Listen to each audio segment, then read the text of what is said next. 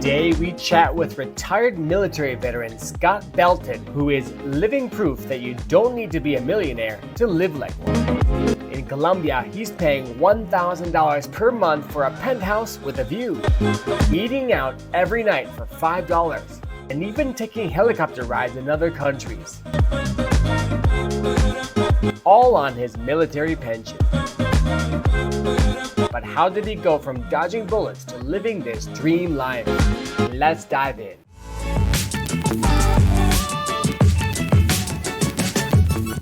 Welcome back to the channel. My name is Eric from formerly Generic Expats, now living abroad with Eric. And I have this great new guest that has joined us to give a little bit of information about who he is and his life abroad right now. So let's get to know him. What's your name? So my name is Scott Belton. Scott, where are you from? So I'm originally from Chicago, Illinois, born and raised, but the last 5 years I've been living in Los Angeles. And where are we now? So right now we are in Pereira, Colombia. I love it.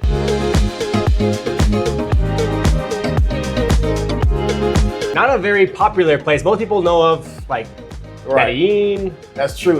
Like Medellin, Cartagena. I wanted to go off the grid a little bit and kind of go to a less touristy area. And I definitely like this more than Medellin. And actually, we met each other in a very unique situation. It was at the gym, right? Which is right around the corner here. Yeah. And you're obviously a little bit smaller than me. You'll get there soon. But we met at the gym. You chatted with me because I had my Brazilian shirt on. You just came over from... So I had just come from Brazil, and I saw the shirt. It's Flamengos from Rio de Janeiro. It's the soccer team. Yeah, right. So I walked over and I started talking to him, and I think I started speaking Portuguese at first, and you were responding in Portuguese. Then I started speaking Spanish. You started responding in Spanish. You're like, where are you from? I'm like, Chicago. Then you started speaking English. And I was like, dude, you speak English? Blown, right? I'm like, how many languages do you speak? Right. So it was kind of a funny experience meeting each other. I don't actually often meet foreigners abroad, especially at the gym, because I'm like so focused on getting my stuff done. So it was cool bumping into you. Yeah. And actually, we're meeting up today because you have a really cool story to tell everyone about how you're actually more or less living here in Colombia. Mm-hmm. What did you do back in the U.S.? So I was military, so I'm retired. I did 20 years. I did 17 years in the Air Force, and my last 3 years I did in the Space Force. And my specific job was a electrical engineer. So I was a computer. I worked behind a desk. It was like corporate America, pretty much. How did this military service kind of factor into you leaving and moving abroad? So the cool thing with the military is they have you travel so much. Like literally every 2 years I was moving to a different city within the US. I also went overseas. They had me in Kuwait. They had me in Iraq. So I know how to move outside of the country. A lot of people, I think, in the United States are like really scared to leave, and they're like, oh, I could never live somewhere else. It's like, that's scary. But I mean, like, that's what we do in the military, you know? So they train me on a lot of things and how to stay safe. And it's amazing. I love it. So you said you spent a lot of your time in Kuwait and like the Middle Eastern area? I did. Iraq. Let me talk about Iraq first. Sure. Iraq is probably the most dangerous country 100% I've ever been in. So anytime we moved, we had to be like with a convoy of like security, and like we had to be like at least 4 cars, and everybody had to have their weapons on them. You always had to have your your bulletproof vest on, your helmet at all times.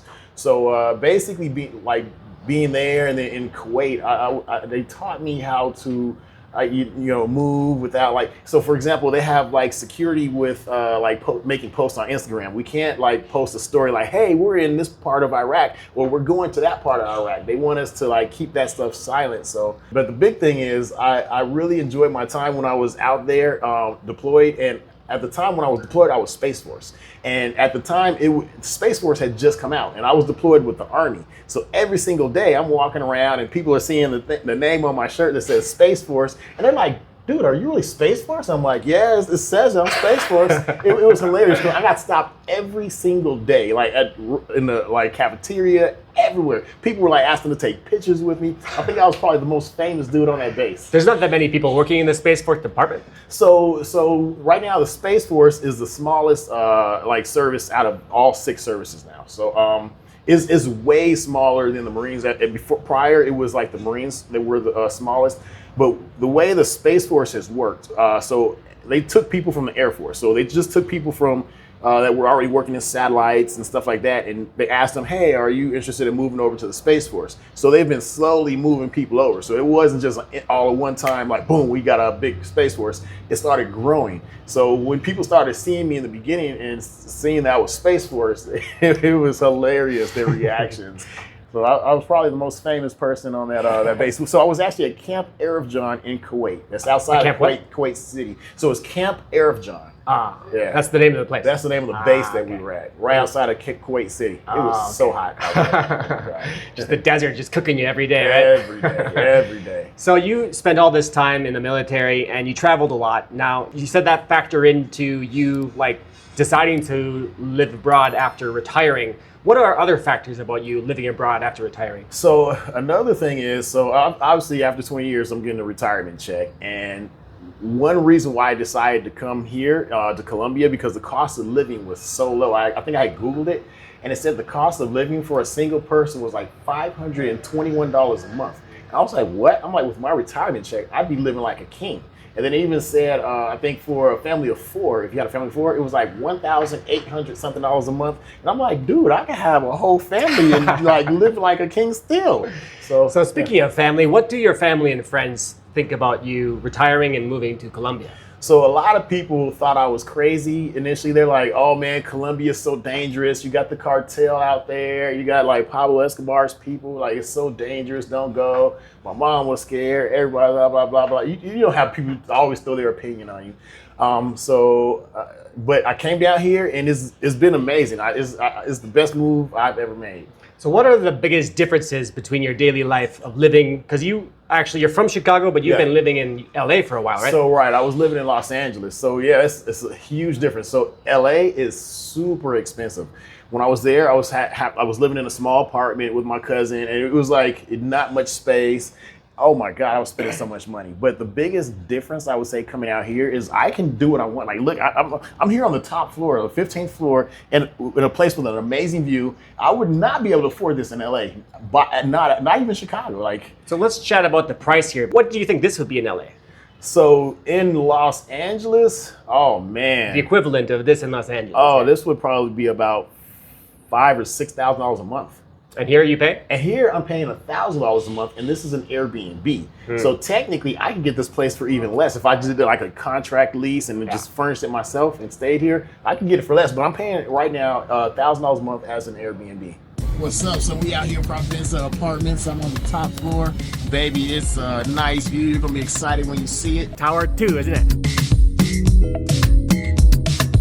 Welcome to my apartment. Let's go check it out. So here we are. This is a 2-bedroom apartment. I got here February 1st. It's $1,000 a month. It's an Airbnb. It's an amazing view. We're on the top floor. Let's check out this view. So here we go. We can see all of Pereira and Dos Quebradas. Like, this view is amazing. This is what attracted me to this apartment. It's hands down, I love it. Here, let me close this door real quick. So this is the kitchen. We have everything, a full refrigerator with a freezer, everything that you would need to cook. You have a washer and a dryer here in one unit. It's amazing. It washes and dries in one session on its own. Right? It's amazing, I love it. So my second bedroom is here. Can't go in there, but this is the first bathroom. Very nice. As you can see, it's newly remodeled. This is my bedroom. I also have the same amazing view right there that I just can't get enough of. I'm gonna be sad when I have to leave this place. So this is my master bedroom. So I got my this is a small walk-in closet right here. And then also I got a bathroom right there. So that is my apartment. You're sharing the cost because you have a second room, right? Exactly. Yeah, we're splitting it with a friend right now. So, what are some other things here in Colombia that you can afford that you probably wouldn't be able to afford in LA? Besides, obviously, a really nice apartment with this view. I mean, you probably could afford it, but you maybe don't want to pay for it. Like, for example, like going out to eat at a nice restaurant in LA. Oh my God, I would only do it like once a month because it's super expensive. I mean, you go out, you're like spending money on drinks and like steaks, and but here, oh my gosh, the prices, I love them. I could go out to eat every single night In fact, there was in Cali, Colombia. I went out to eat at this restaurant. Me and a friend, and we had like chicken, potatoes. It was more food than we could eat. We actually had like food to take home. We had drinks, and the cost at the end of the night for both of us was $12.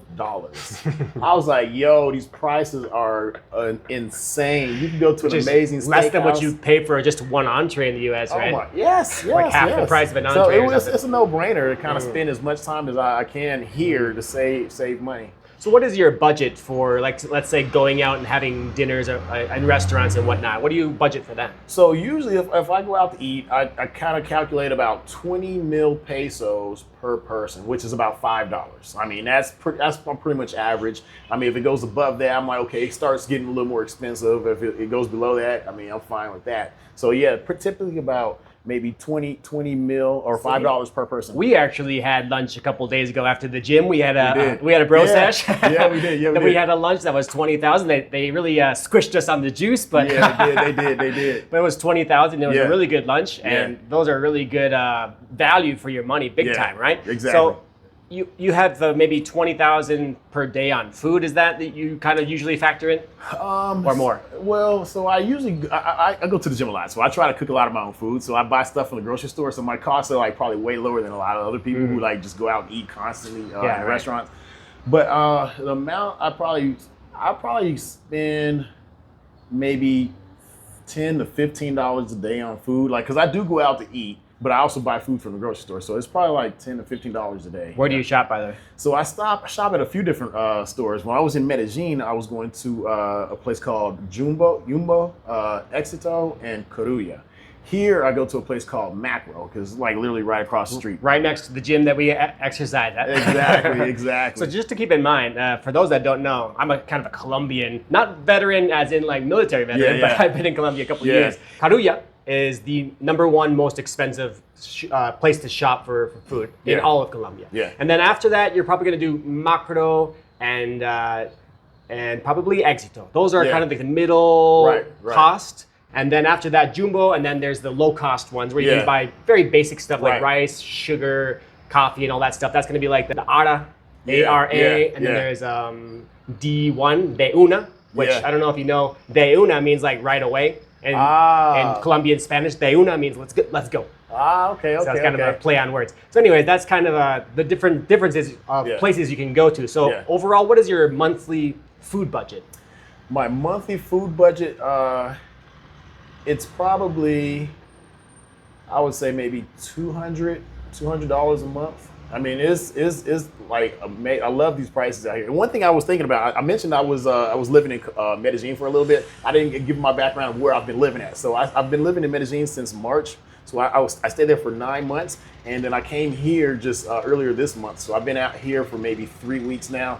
So I'm really liking it here in Pereira. What do you see about the two cities? Like, do you prefer Pereira or Medellin, or what? So to be honest with you, Medellin is a great place, I think, for like people that want to go hang out for the weekend. And the problem is a lot of the women that I meet there are only interested in money. There's like, you have a lot of like, so prostitution is legal there. So you got girls that like just try to get money for sex. And I'm like, I don't get down with that. So just to give a preface, you're single, right? I'm a single guy. You're single and you're dating, you're meeting new people. So I'm meeting new people. And you don't want to be surrounded by that type of atmosphere, right? Exactly. And then also I'm meeting people in other places, in the gyms and like, and for some reason, like within 24 hours, they always ask me, oh, I got this problem, or I can't pay my rent. Or they'll say, oh, could you help me rehab my house? You're not giving me money. It's just a loan because I'll pay you back. And you're getting this constantly from so many different people. And I'm thinking like, what is going on here? It's like, and I was like, okay, maybe I just met some bad people. Let me meet some more people. Meet some more people. Same thing. I mean, you might go out to eat with them one time, and then they're like, "Oh, my phone is cracked. Please, can you?" And they get mad when I say no. It's like, I don't even know you. Like, why would I give you money if I don't know you? Like I'd be okay with supporting a female, but dude, if I don't know you, come on, man. We chatted about this earlier, actually, and I've lived in Medellin a year and a half. And that whole like direct flights from America of people coming down for the weekend, I think that has a slight effect on it. And it's also just part of the paisa culture. So. Yeah, I think they say that Medellin is the highest tourist area in the world right now. So I mean, they get the most tourists in and out. Perhaps, yeah. Cancun was a couple of years ago. Could be. It could be Medellin now. If you're enjoying this interview and you're interested in seeing more content like this, you can check out my playlist called the Expat Interview Playlist, where I have been interviewing people from Guatemala all the way down through Central America and now here in South America. Let's go back to the budget, because I mean, you just mentioned that you don't like including other girls asking you for money in your budget. Right. So I'll include that. Yeah. We're talking about $200 or $300 in food, that accommodation, $1,000 but split. And then what else do you put into that budget? So I do like transportation, but right now my transportation is extremely low because I have a motorcycle. My gas, it takes about $8 to fill up my tank, and I can ride for I can literally ride for like a month on my bike, depending on how much I ride. Right. So that's like $8 a month right now is what I'm spending on transportation. I mean, I do take Uber sometimes, like if it's raining, but the Ubers are like $2 here, $3 there. It's like, dude, unless it's raining and you're in Medellin, because they get really expensive. If you want to go from like the Centro to Poblado, it can be like $10, $15. That's true. Yeah, it's pretty spread out. You get and hit a lot of traffic, so it does get more expensive out there. Living as a retired military veteran king here, what other thing can you afford here that you couldn't afford back home? Another thing that I can afford here, so I like going to the gym, right? So I can afford multiple gym memberships. So I have like a membership at SmartFit where I met you. I have the Black Plan, which allows me to go through all the gyms actually not just all of Latin the America. country, but all of Latin America, Mexico, like Brazil, everywhere. So I'm bouncing around going to all these gyms. And I'm thinking I'm paying less than $20 a month. I can't remember exactly what it is. You got a good price. I pay $30.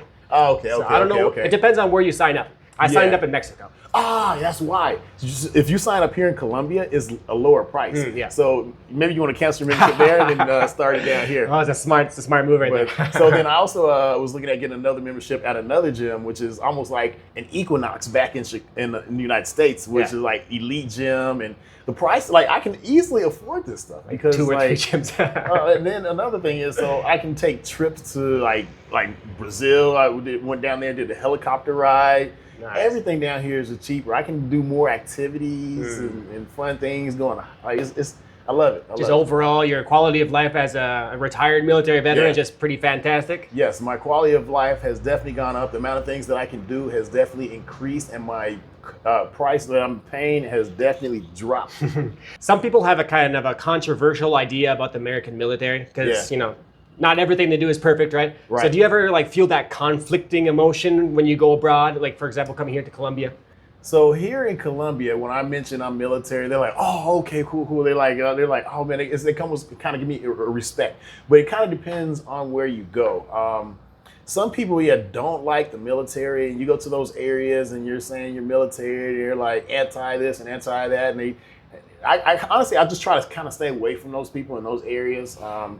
Or I just don't mention that I'm in the military or was in the military. Where have you noticed people saying that they're kind of anti-military? Well, the only place that I would say is bad to be in the military that I've been right now, for sure, outside of the country, is Iraq. Like you go there in the military, U.S. military, everybody's trying to kill you. It's like you constantly have to watch your back. Here in Colombia, they kind of give you more respect when you say I'm retired military, especially like the police here. They're like, oh, they kind of like step back a little bit. And they're trying to get money out of you to like bribe you for something. Like, oh, okay, never mind. You probably don't want to go to the neighboring country here as well, right? To Venezuela. Oh, Venezuela, yeah. I've never been there, but that's the area where you got to definitely stay away from. Once you say you're U.S., they're like, military. I was actually going to drive my bike into Venezuela, and everyone I met here in Colombia is like, do not go there. Like, especially now with the tensions are even higher now than they were before. So it's like, kind of glad I didn't go, but I wanted to go, and I still want to go. But it's just like, all that chaos and confusion. Doesn't make a good trip for anyone trying to go there, right? Exactly. For military people, is it even allowed for you to go in there? I don't know. So active duty, no, is off limits. Venezuela, 100%. We can't go to Cuba. Now that I'm retired, I have the option to go there because I'm no longer owned by the government. Right. But I haven't gone because it's still owned dangerous. By the government. Yeah, exactly. The whole time I was in the military, I was owned by the government. They tell me what to do. I could work 24 hours a day. I mean, Yeah. So for all of those military veterans that are watching, thanks for watching, guys. And if you're new to the channel, please consider liking and subscribing. I'm trying to interview as many cool people like Scott here as possible. For all those people that are retiring from the military, that are thinking about their life abroad, do you have any suggestions for them? So I would recommend, once you retire, if you're actually going to get a retirement check, look for other streams of income, passive income. Because like a lot of people will start a business and they'll get really involved with their business and they're working harder than the employees. And at that point, it's not really a business, it's a job. So I would say if you could like maybe start a business and learn to like back up and like look at it big picture, manage it from afar. Don't be in the everyday in and outs of everything. Just kind of like figure out how to scale it, how to make it bigger and improve it, make it more efficient, things like that. So that's what I would recommend. That's my personality. I'm an entrepreneur. Thanks, Scott. Hey, appreciate it. Thank you. So if you want to follow me on my channel, check me out, Live Free with Scotty B. Check me out, Live Free with Scotty B.